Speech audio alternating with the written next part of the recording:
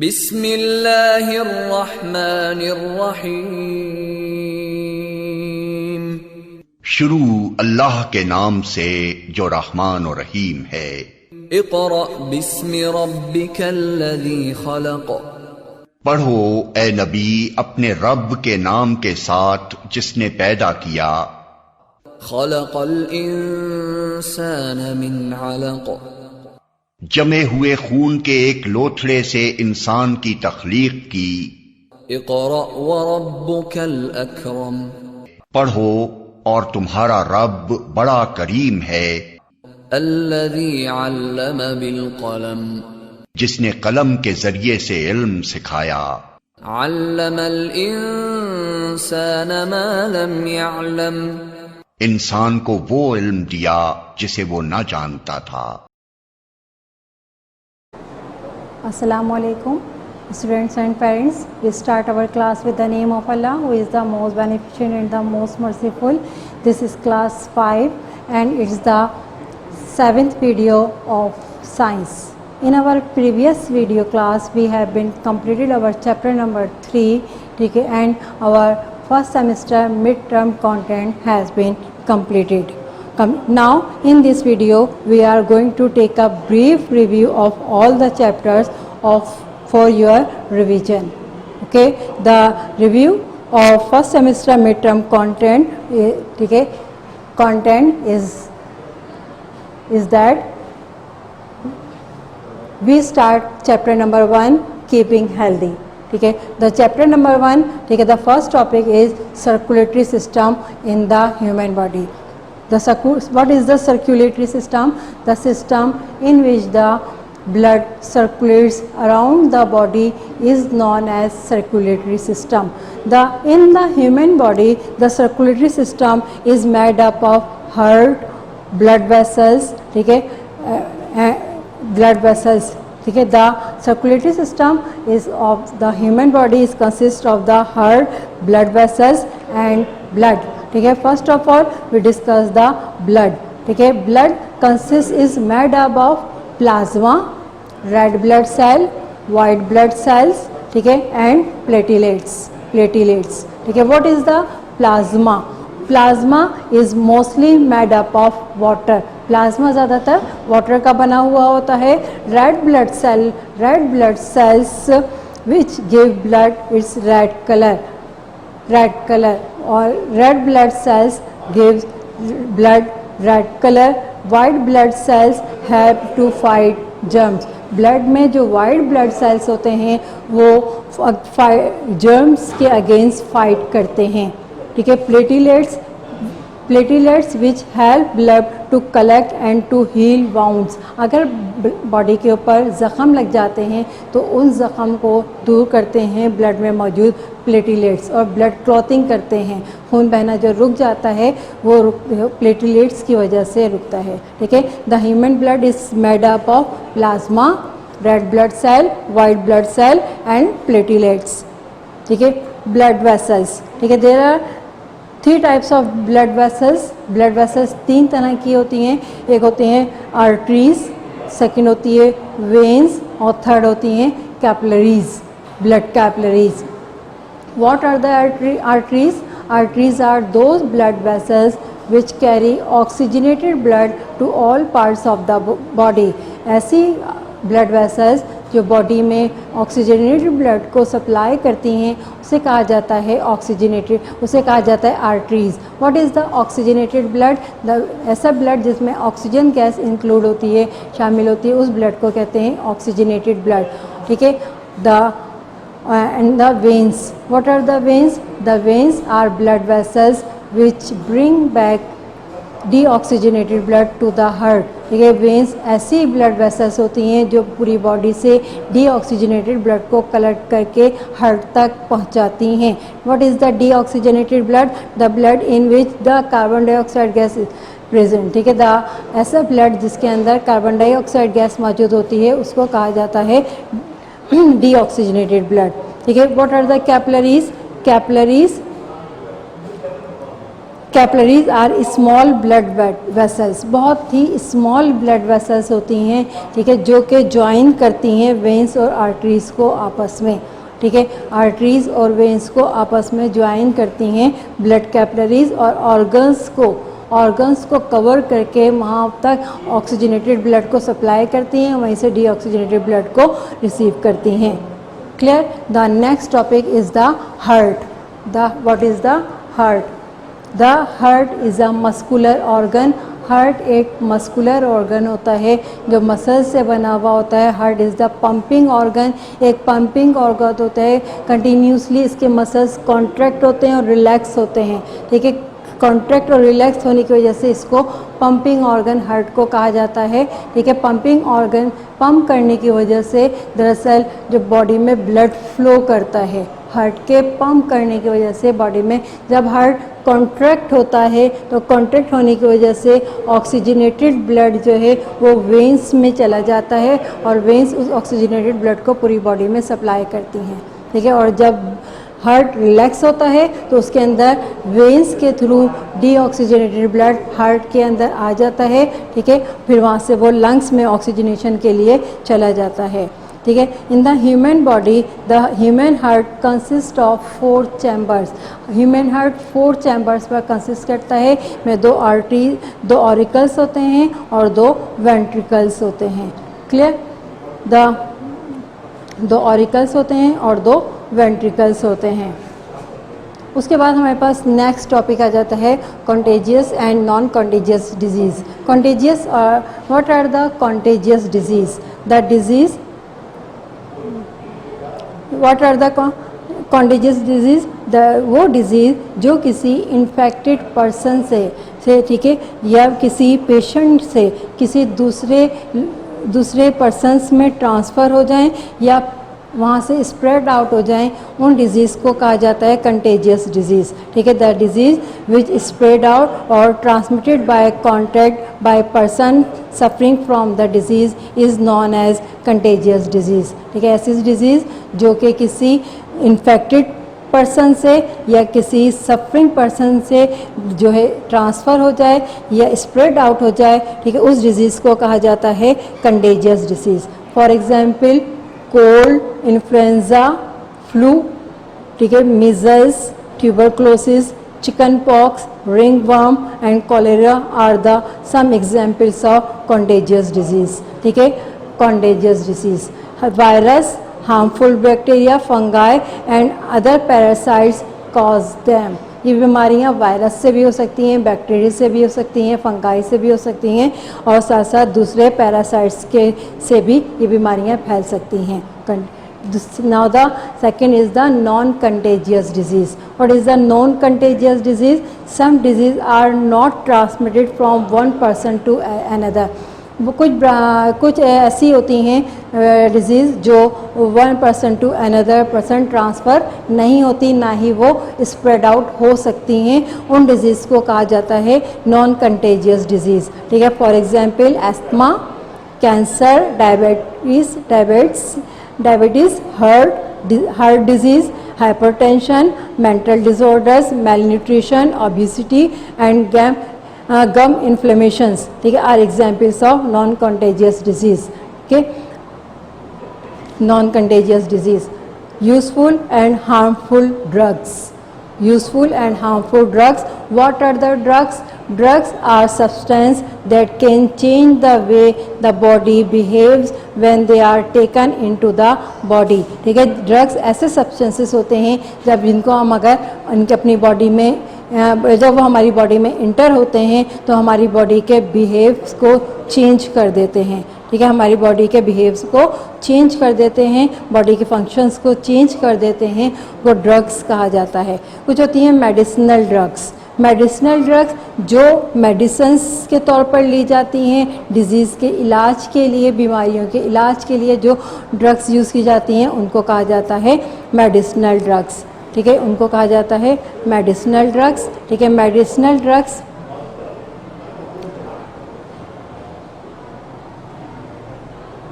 Medicines are used to treat और prevent disease, ठीक है। डिज़ीज़ को रोकने के लिए और उनको इलाज करने के लिए मेडिसिन्स यूज़ की जाती हैं। ठीक है, इसमें दो तरह की मेडिसिनल ड्रग्स होती हैं, एक होती हैं एंटीबायोटिक्स और दूसरी होती हैं एंटीवायरल ड्रग्स। एंटीबायोटिक ड्रग्स, ठीक है, दरअसल बैक्टीरियल डिजीज़ की ट्रीटमेंट के लिए एंटीबायोटिक ड्रग्स यूज़ की जाती हैं। फॉर एग्जांपल पेनिसिलिन जो है वो जो बैक्टीरियल डिजीज़ के ट्रीटमेंट के लिए यूज़ की जाती है। और दूसरी होती है एंटीवायरल ड्रग। एंटीवायरल ड्रग्स जो है वो वायरल डिजीज़ की ट्रीटमेंट के लिए यूज़ की जाती हैं। ठीक है, तो मेडिसिनल ड्रग्स दो तरह की होती हैं, एक होती है एंटीबायोटिक्स, दूसरी होती है एंटीवायरल ड्रग्स। एंटीबायोटिक ड्रग्स जो होती हैं वो बैक्टीरिया की ट्रीटमेंट के लिए यूज़ की जाती हैं और एंटीवायरल ड्रग्स जो होती हैं वो वायरस के ट्रीटमेंट के लिए यूज़ की जाती हैं। Clear? The explanation of chapter number 1 has been completed. Now we start the explanation of chapter number 2, the gases all around, in which we first off we will discuss the matter. Okay, what is the matter? As you know, anything which have mass and occupies space is known as matter. वो भी ठीक है, the anything which have mass and occupies space is known as matter. States of matter. There are three states of matter: solid, liquid and gas.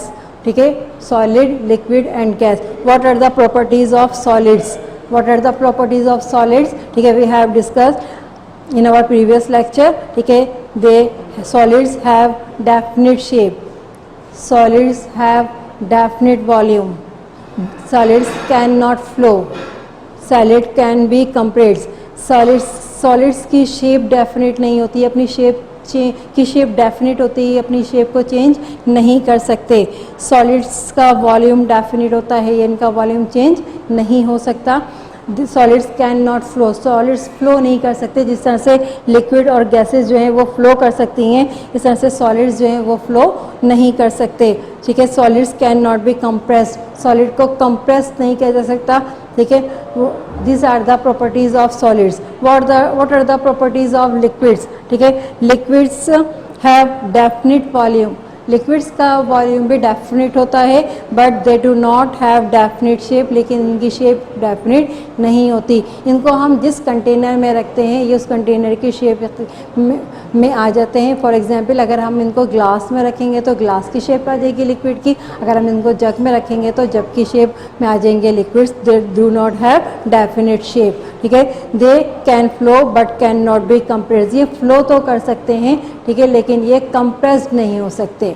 Clear? these are the properties of liquids. ठीक है, now we discuss the properties of gases. ठीक है, gases have mass, अगरचे gases हमें जो है अब इतनी क्लियर नज़र नहीं आ रही होती, लेकिन दे हैव मास, लेकिन इनका मास होता है। Gases have no definite shape, gases की कोई शेप नहीं होती, जिस कंटेनर में रखते हैं उसी शेप के में ये वही शेप इनकी हो जाती है। ठीक है, gases do not have definite volume, gases का वॉल्यूम डेफिनेट नहीं होता।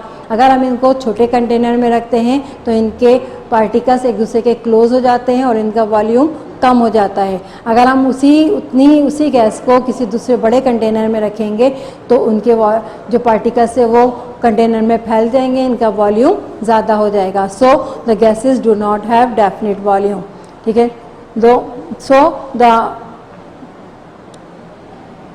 the next properties is the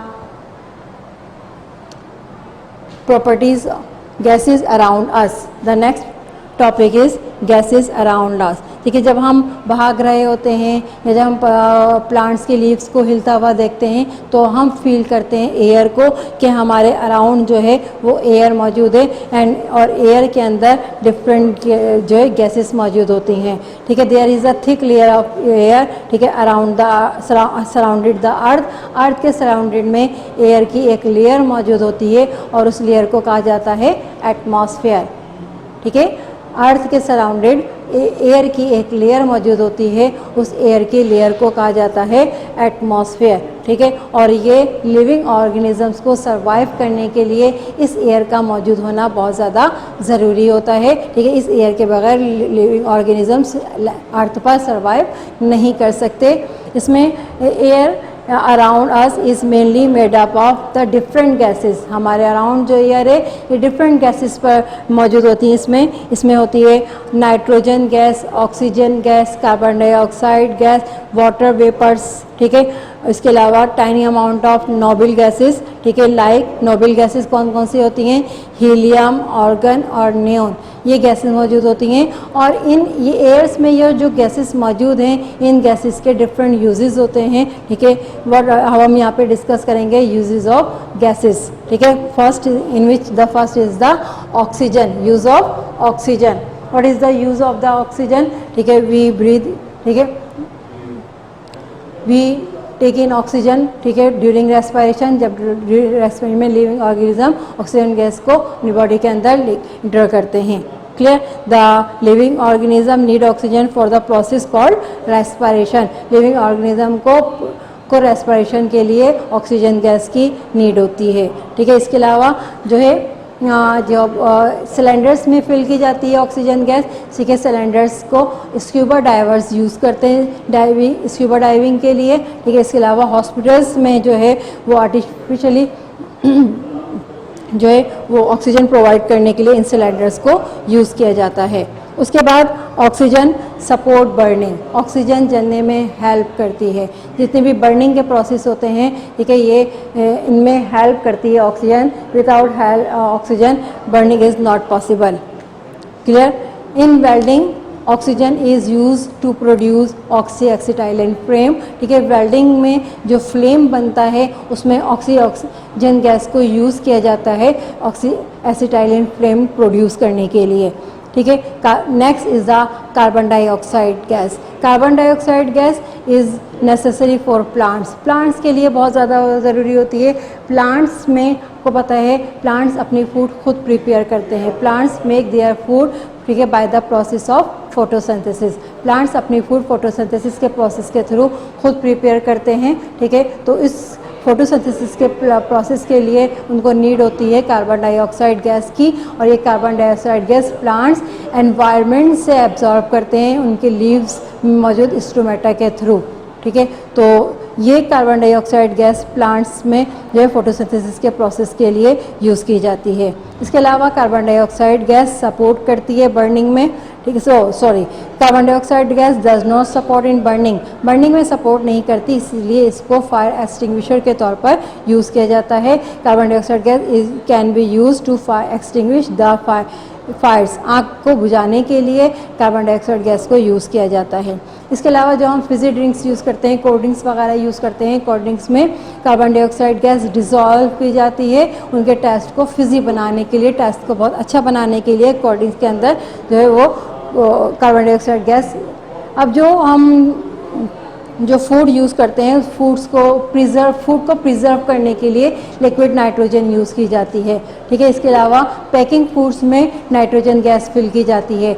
अब पैकिंग फूड में नाइट्रोजन गैस क्यों फिल की जाती है? क्योंकि जहाँ पर अगर उसमें ऑक्सीजन गैस होती है तो ऑक्सीजन गैस जो होती है वो फूड को ख़राब कर देती है, ठीक है, फूड को ख़राब कर देती है, जिसकी वजह से अब उस ऑक्सीजन गैस को एक्सक्लूड करने के लिए, ऑक्सीजन गैस को ख़त्म करने के लिए उसके अंदर नाइट्रोजन गैस फिल की जाती है, ठीक है। अब नाइट्रोजन गैस जो होती है वो फूड को प्रिजर्व रखती है लॉन्ग टाइम तक। उसके बाद जो एयरक्राफ्ट टायर्स होते हैं, एयरक्राफ्ट टायर्स में भी ऑक्सीजन में भी नाइट्रोजन गैस फिल की जाती है। इसके अलावा नाइट्रोजन को यूज़ किया जाता है फर्टिलाइज़र्स और अमोनिया फर्टिलाइज़र्स बनाने में, ठीक है। नाइट्रोजन को, ठीक है, फर्टिलाइज़र्स बनाने में भी यूज़ किया जाता है। Noble, what are the uses of noble gases, ठीक है। नोबल गैसेस कौन कौन सी होती हैं, ठीक है, हीलियम, नियोन एंड आर्गन।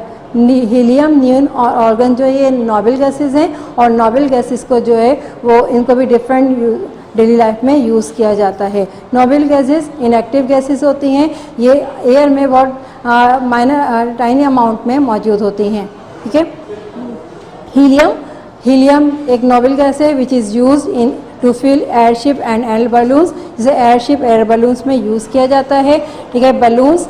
उसके बाद neon is also a noble gas which is use in lighting, ठीक है, जिसे लाइटिंग में और एडवर्टाइजमेंट साइंस में यूज़ किया जाता है, ठीक है। Argon is another noble gas which is use to fill the in light bulbs, जिसे लाइट बल्ब्स में फिल किया जाता है।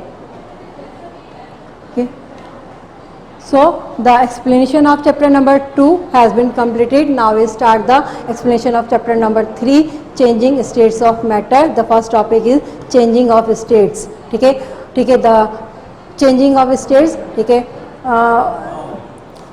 What are the states of matter? There's 3 states of matter: solid, liquid and gas. Some substances change their states, ठीक है, for example water. पानी एक ऐसा सब्सटेंस है जो अपनी स्टेट्स को इजीली चेंज कर सकता है डिफरेंट टेम्परेचर्स पर, ठीक है। सो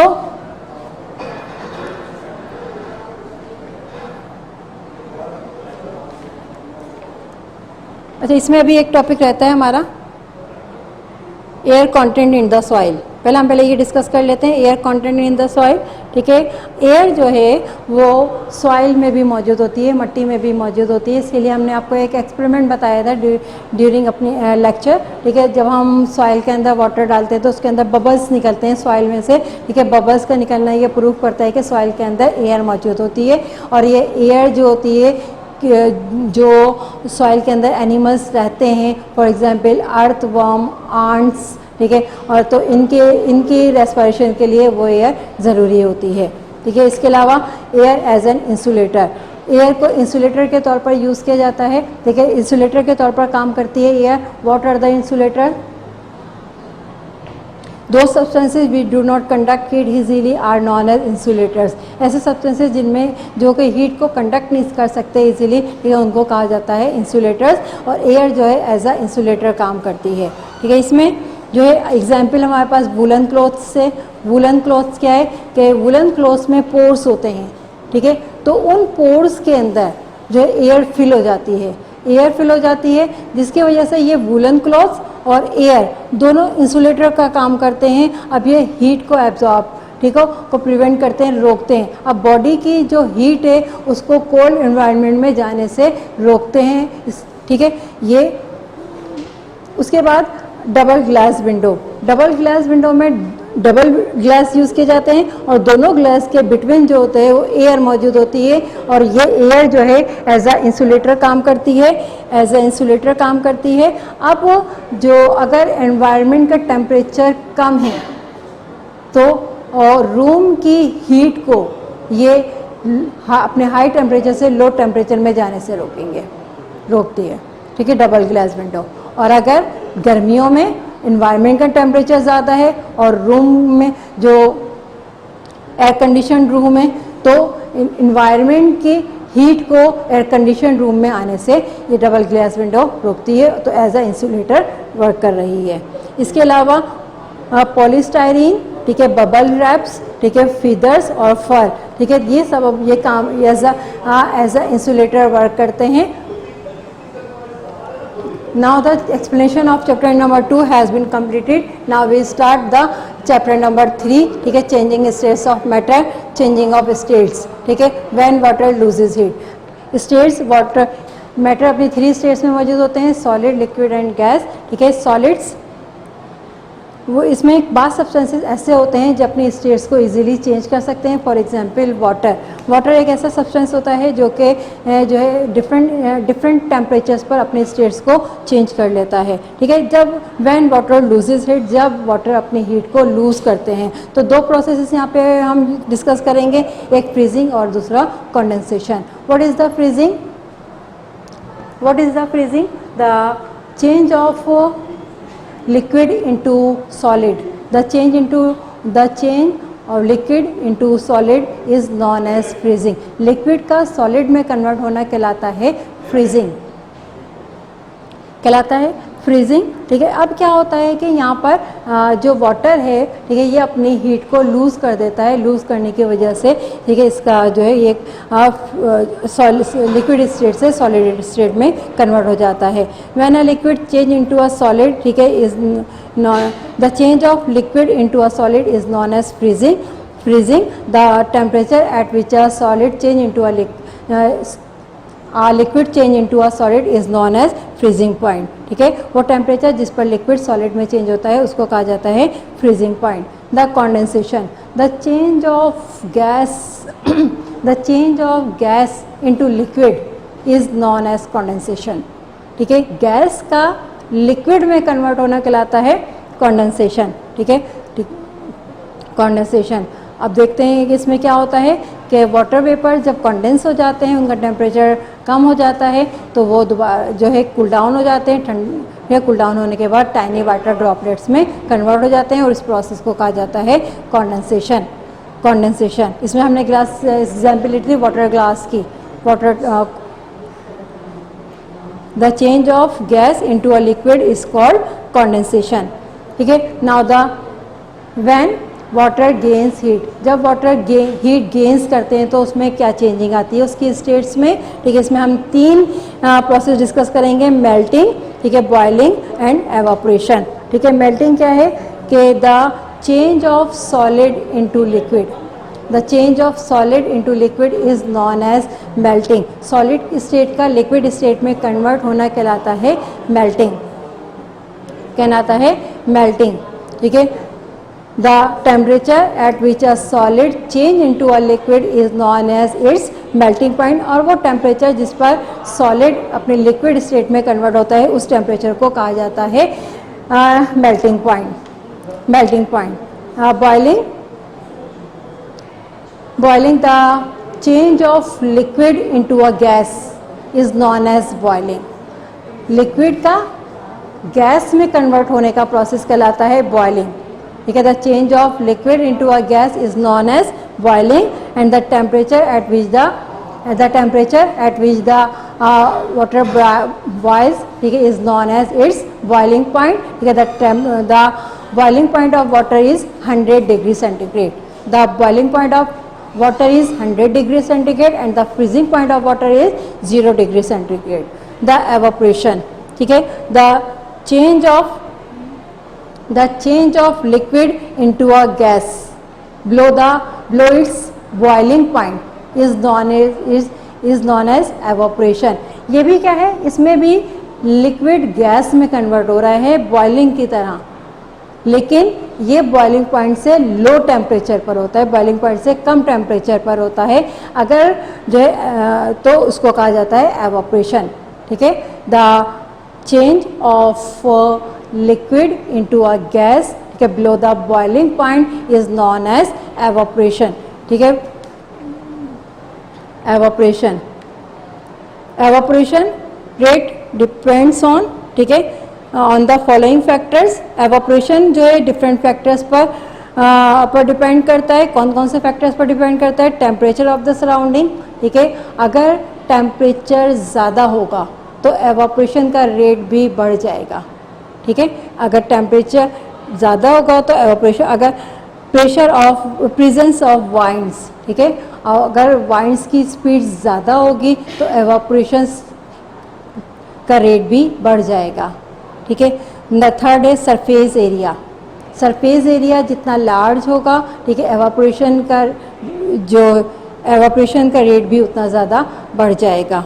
humidity, humidity, what is the humidity?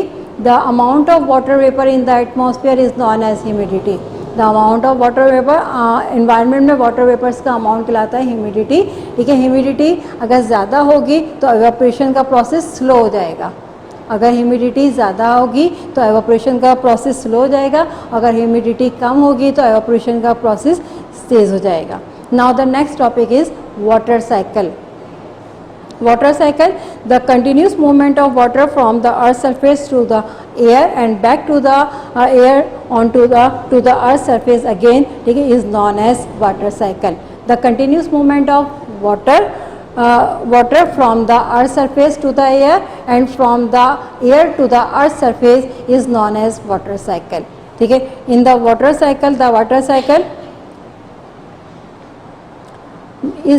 cycle is driven by the heat energy of the sun. Start होती है ये सन की हीट एनर्जी से. The heat energy of the sun evaporates the water of the land. ठीक है, seas, lakes, oceans, rivers. ठीक है, and they change into evaporates.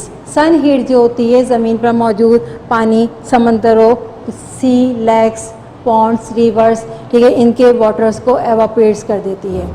ठीक है, दीज वेपर, ठीक है, एवापोरेट्स कर देती है और water change into water vapours, और वाटर जो होते हैं वो चेंज होता है वाटर वेपर्स में. These water vapours rises into the air. ये वाटर वेपर्स हवा में ऊपर की तरफ उठना शुरू हो जाते हैं और एटमॉस्फेयर में हाइट पर जब ये चले जाते हैं बहुत ज़्यादा, तो वहाँ पर जाके ये कंडेंस हो जाते हैं. कंडेंस होने के बाद ये वाटर वेपर्स कन्वर्ट हो जाते हैं टाइनी वाटर ड्रॉपलेट्स में. बहुत सारे बेशुमार टाइनी वाटर ड्रॉपलेट्स कलेक्ट हो जाते हैं, जमा हो जाते हैं एक साथ, और ये फॉर्म करते हैं क्लाउड्स. ठीक है, क्लाउड्स में दोबारा ये मज़ीद कंडेंस होते हैं टाइनी वाटर ड्रॉपलेट्स. मज़ीद कंडेंस होने के बाद ये लार्ज वाटर ड्रॉपलेट्स फॉर्म करते हैं. ये लार्ज वाटर ड्रॉपलेट्स रेन की फॉर्म में दोबारा ज़मीन अर्थ सरफेस पर वापस आते हैं. रेन की फॉर्म में वाटर दोबारा, तो इस तरह से ये वाटर साइकिल कंप्लीट होती है. ठीक है, now the next topic is purifying and treating water. दरअसल जो वाटर सीज, लेक्स, ओशन, पोन्ड्स, ठीक है, ये वाटर प्योर नहीं होता. इसमें बहुत सी इम्प्योरिटीज़ मौजूद होती हैं इन वाटर्स में. इनको हम ड्रिंकिंग पर्पस के लिए यूज़ नहीं कर सकते. ड्रिंकिंग पर्पस के लिए यूज़ करने के लिए इनको सबसे प्यूरिफाई करना पड़ता है. प्यूरिफाई करने के लिए डिफरेंट टेक्निक्स यूज़ की जाती हैं. यहाँ पर हम दो तरह की टेक्निक्स डिस्कस करेंगे, एक डिस्टिलेशन और दूसरी फिल्ट्रेशन. ठीक है, डिस्टिलेशन की टेक्निक्स में दरअसल जो सी वाटर होता है, सी वाटर को प्यूरिफाई करने के लिए, ठीक है, यूज़ की जाती है डिस्टिलेशन की टेक्निक. डिस्टिलेशन की टेक्निक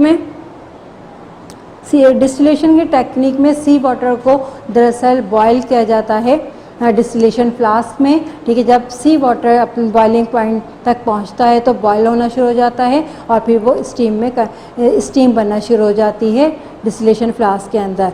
स्टीम जो है उसके टेम्परेचर को थर्मामीटर पर नोट कर लिया जाता है और फिर वो स्टीम जो है वो ट्रांसफ़र हो जाती है कंडेंसर के अंदर. कंडेंसर का टेम्परेचर लो हो जाता है जिसकी वजह से स्टीम लिक्विड वाटर में कन्वर्ट हो जाती है और ये लिक्विड वाटर जो है वो कॉनिकल फ्लास्क में कलेक्ट कर लिया जाता है, जो कि बिल्कुल डिस्टिल्ड वाटर कहते हैं इसको. और इस डिस्टिल्ड वाटर बिल्कुल प्योर वाटर होता है जिसको ड्रिंकिंग पर्पस के लिए यूज़ किया जाता है, कार बैटरीज़ में यूज़ किया जाता है, मेडिसिन बनाने में यूज़ किया जाता है. इसके अलावा लेबोरेटरीज़ में कुछ एक्सपेरिमेंट्स परफॉर्म करने के लिए यूज़ किया जाता है. ठीक है, कुछ ऐसे कंट्रीज़ भी हैं जो डिस्टिलेशन के प्रोसेस के थ्रू सी वाटर को ड्रिंकिंग पर्पस के लिए यूज़ कर रहे हैं, लेकिन ये एक बहुत ज़्यादा एक्सपेंसिव प्रोसेस होता है क्योंकि इसमें सी वाटर को हीटअप करने के लिए, वाटर को एवापोरेट्स करने के लिए बहुत ज़्यादा हीट एनर्जी की नीड होती है. इस वजह से ज़्यादातर इस टेक्निक को यूज़ करने की बजाय एक दूसरी टेक्निक यूज़ की जाती है फिल्ट्रेशन की. वाटर ट्रीटमेंट प्लांट में वाटर को ड्रिंकिंग पर्पस के लिए यूज़ करने के लिए फिल्ट्रेशन की टेक्निक यूज़ की जाती है. फिल्ट्रेशन की टेक्निक में यूज़ करते हैं वाटर फिल्टर में जो है डिफरेंट सॉइल लेयर्स मौजूद होती हैं, सॉइल की लेयर्स मौजूद होती हैं. ठीक है, वाटर फिल्टर में. ठीक है, फिल्ट्रेशन एक ऐसी टेक्निक होती है वाटर को प्यूरिफाई करने के लिए जिसमें वाटर को पास आउट किया जाता है सॉइल की डिफरेंट लेयर्स से. ठीक है, इसमें सबसे जो लोअर लेयर होती है वो पीबल्स की होती है. पीबल्स दरअसल स्मॉल स्टोन्स होते हैं. ठीक है, मिड में लेयर होती है ग्रेवल की. ग्रेवल दरअसल क्रश्ड स्टोन की लेयर्स होती है और सबसे टॉप पर सैंड लेयर मौजूद होती है. वाटर को, इम्प्योर वाटर को या रॉ वाटर को पास आउट किया जाता है इन लेयर से. जब वाटर इन लेयर से पास आउट होता है तो इम्प्योरिटीज़ जो होती हैं वाटर में मौजूद वो फिल्टर हो जाती हैं इन लेयर्स में और वाटर फिल्टर होकर जो है फिल्टर वाटर हासिल कर लिया जाता है. ठीक है, लेकिन ये फिल्टर वाटर जो होता है ये उस वक्त इसके अंदर कुछ जर्म्स वगैरह मौजूद होते हैं, ड्रिंकिंग के लिए सेफ़ नहीं होता. इसमें इस वक्त भी जर्म्स वगैरह मौजूद होते हैं. जर्म्स को किल करने के लिए इसके अंदर क्लोरीन ऐड की जाती है. ठीक है, क्लोरीन जो होती है वाटर में मौजूद जर्म्स को किल कर देती है.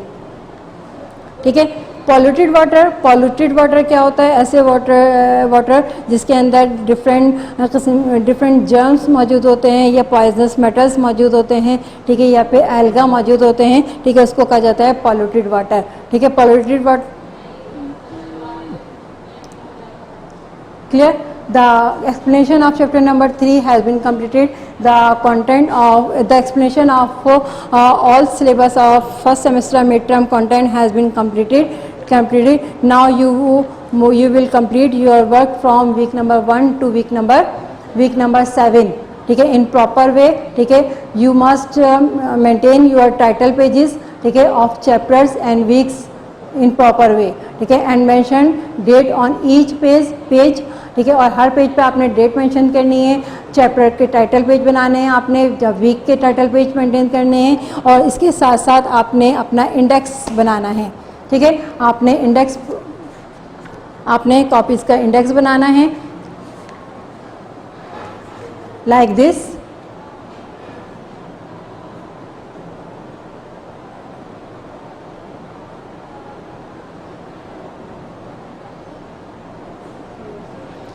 अब इसमें आपने सबसे पहले जो है वो हेड देना है first semester mid term started, ठीक है। Then you give the second head week number 1, the third head chapter number 1 and mention the chapter name keeping healthy, ठीक है। Then you write all work date wise, ठीक है। फिर अपने date wise तमाम work को यहाँ मेंशन करेंगे इंडेक्स में, ठीक है। नाउ इसी तरह से जब आपका सेकंड वीक स्टार्ट होगा तो आप सेकंड वीक का हेड देंगे आप, फिर अपने तमाम वर्क को डेट वाइज मेंशन करेंगे। देखिए पूरे 5 डेज का वर्क यहाँ पे मेंशन है, क्लियर। इसी तरह से आपने वीक 3 जहाँ पर आप चैप्टर स्टार्ट हो रहे हैं तो आप चैप्टर का हेड दें चैप्टर विथ नेम, और उसके बाद तमाम वर्क को डेट वाइज आप मेंशन करें, ठीक है। इस तरह से जब हमारा इंडेक्स पूरा कंप्लीट हो जाता है, ठीक है, पूरे 3 चैप्टर्स का इंडेक्स आपने इसी तरह से कंप्लीट करना है। और जब आपका पूरा इंडेक्स यहाँ पर कंप्लीट हो जाएगा तो लास्ट में आप इंडेक्स की क्लोजिंग करेंगे। किस तरह से कि first semester mid term has been completed, आपका फर्स्ट सेमेस्टर मिड टर्म यहाँ पे कंप्लीट हो गया, ठीक है। Clear students? तो आपने बिल्कुल इसी तरह से अपने इंडेक्स को मेंटेन करना है। You will complete your work, ठीक है, in your copies from week number 1 to week number 7, ठीक है, and then you complete your index and then you make your title page, like this.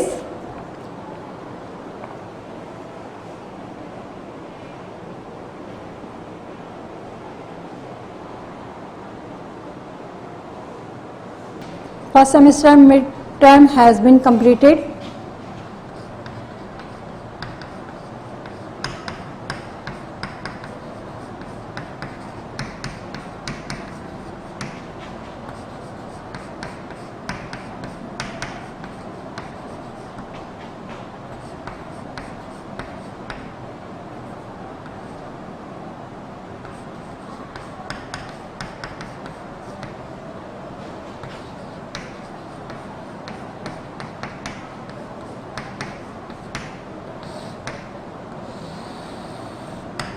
First of all, you give the head first semester midterm has been completed, again your content. Then the second head is session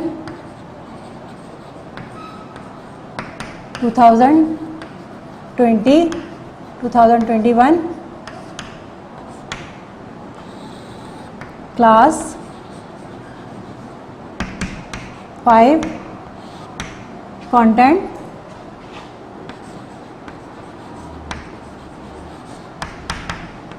Chapter 1,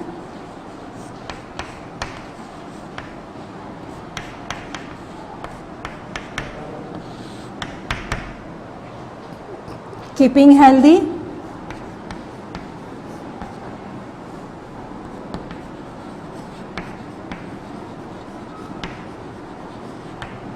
Chapter 2,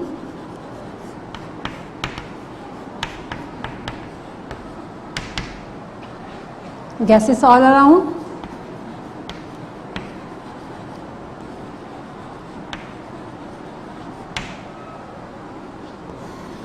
Chapter 3,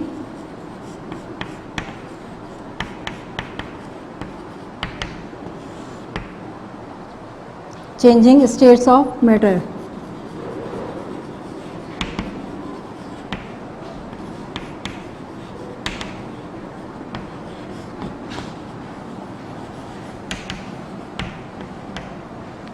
okay, आखिर में आप head देंगे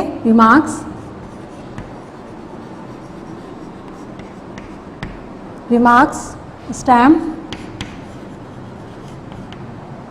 and signature.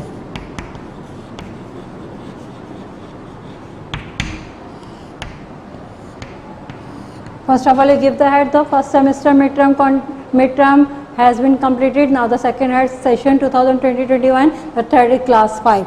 Okay. Now the head, give the head content. Chapter number 1, keeping healthy. Chapter number 2, gases all around. Chapter number 3, changing states of matter. Now in the last you give the 3 heads: remarks, stamp and signature.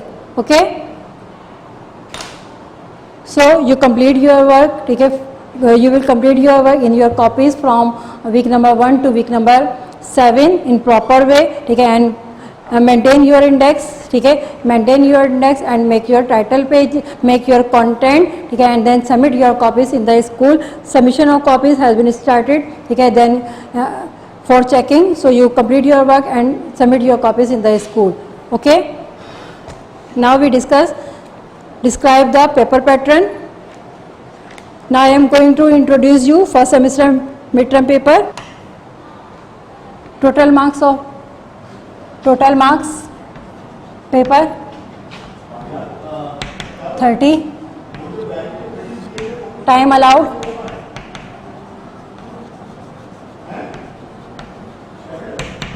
2 hours. 30 marks का paper है और timing आपके papers के 2 hours होंगे. ठीक है, paper consist of 3 section. 3 sections में divide होता है आपका paper.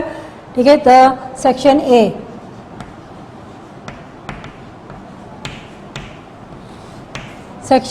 Compulsory.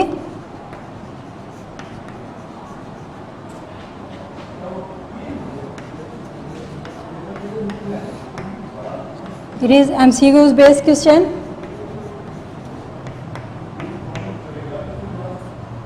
MCQs based question, multiple choice questions. ठीक है, they are 1 to 10. 1 to 10 MCQs include in this part. There are 1 to 10 in MCQs included in this part. ठीक है, each MCQ ठीक है carry 1 mark. ठीक है, हर MCQ का 1 mark होता है.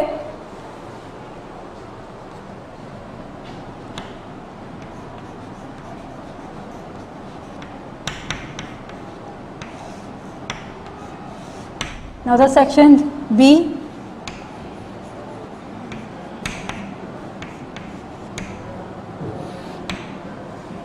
short answer questions.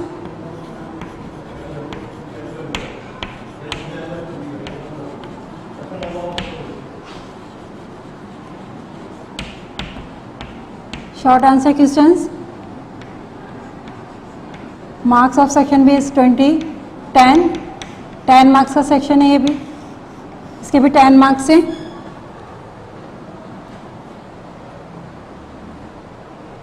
Question number 2,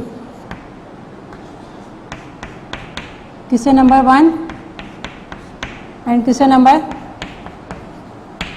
2.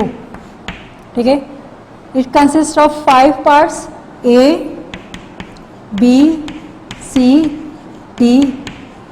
These all parts are activity based questions. ठीक है, ये तमाम एक्टिविटी बेस्ड क्वेश्चंस हैं.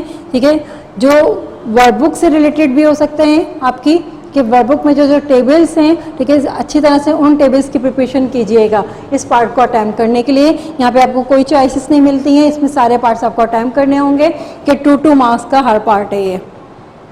ठीक है, now the section C,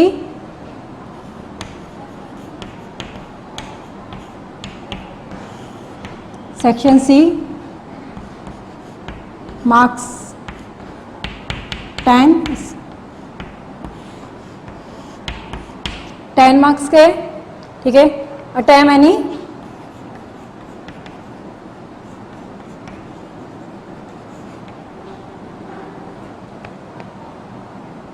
2 question, आपको 2 क्वेश्चन अटेम्प्ट करने हैं। यहाँ पे हमारे पास होंगे question number 3 A and B, question number 4 A and B, question number 5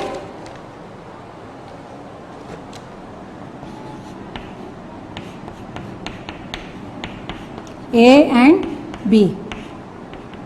ठीक है, you attempt any 2 question from this section. ठीक है, आप यहाँ पर आपके पास एक क्वेश्चन की चॉइस है, आपको क्वेश्चन 2 अटेम्प्ट कर लें, लेकिन आप जो भी क्वेश्चन अटेम्प्ट करेंगे उसके आपको दोनों पार्ट अटेम्प्ट करने होंगे, ए और B. Clear? The pattern is, ये पैटर्न है आपका। ठीक है, इसमें ये आपका सेक्शन ए है, इसमें सारे एमसीक्यूज हैं। ठीक है, ये आपके 10 एमसीक्यूज हैं। उसके बाद आपको यहाँ पे सेक्शन बी स्टार्ट हो रहा है। सेक्शन बी में आपका क्वेश्चन नंबर 2 के A B C D E section हैं। ये एक्टिविटी बेस्ड क्वेश्चंस होते हैं जो ज़्यादातर वर्कबुक से रिलेटेड होते हैं। क्लियर? और फिर आपका सेक्शन सी है। सेक्शन सी में जो है ज़्यादा ये लॉन्ग क्वेश्चन आंसर्स हैं, डिस्क्रिप्टिव क्वेश्चन आंसर्स हैं। ठीक है, इसमें से क्वेश्चन नंबर 3, 4, 5 इंक्लूड हैं। ठीक है, 3AB, 4AB, 5AB। 3 में से आपको 2 अटैम्प्ट करने हैं, 1 की चॉइस होती है, लेकिन अगर आप 3 अटैम्प्ट करेंगे तो उसके AB दोनों पार्ट्स आपको अटैम्प्ट करने होंगे। जो भी क्वेश्चन अटैम्प्ट करेंगे उसके AB दोनों पार्ट्स आपको अटैम्प्ट करने होंगे। ठीक है, ये आपका पेपर फॉर्मेट है। ठीक है, इस तरह के फॉर्मेट पे आपका mid term, first semester mid term का पेपर लिया जाएगा। ठीक है, so you complete your work, ठीक है, and submit your copies in the school for checking. ठीक है, till and take care for yourself and Allah Hafiz.